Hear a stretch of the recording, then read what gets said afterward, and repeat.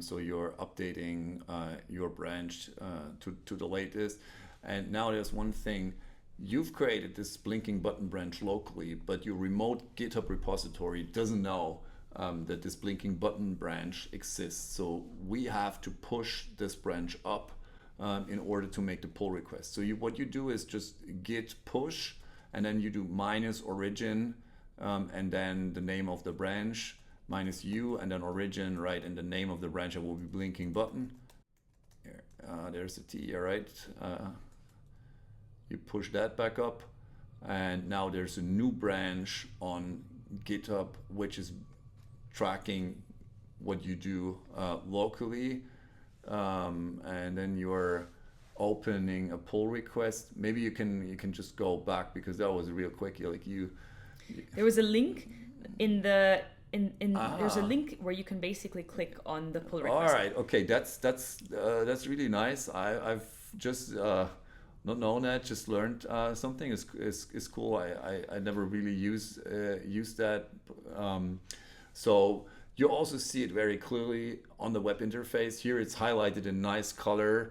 There's a new branch, and whenever there's a new branch and there's contribution to a new branch, the platform, the remote platform with a nice website will just show the opportunity. Okay, compare it to the main branch or to any other branch that you have. Sometimes in bigger projects you have a development branch, and you go from your feature branch to the development branch, and at some point you merge development into main. But yeah, well, now you can click the compare pull request button, and then we are where I think you just were before I interrupted, right? Yes. One more thing I wanted to mention is that if you're looking for the different branches, you can see here that there are 2 branches, but by clicking down on the bottom here, you can also see the 2 branches. So you can see the names, and you can also switch, for example. So if I switch here, I can go back and see what the status is of the blinking button branch, which in this case. Yes. Yeah. Nice. Also, if it's not shown here as a nice highlight, because for example, the pull request is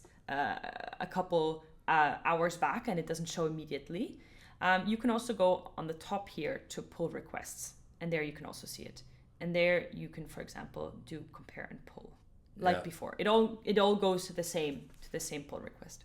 Right, and the pull request is basically requesting someone to check and review, to accept your change into the branch that you are looking for. So the one at the top, that's just saying, okay, the blinking button, and you see it with the arrow, should be put into the main into the main branch. You can have like a description, a very extensive description, and then you see on the right side that you typically request a reviewer.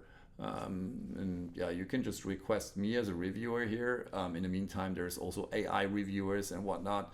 And then once you're done, you're creating the pull request, and that will notify me. It will do some pre-checks whether it's possible without a merge conflict to do just that.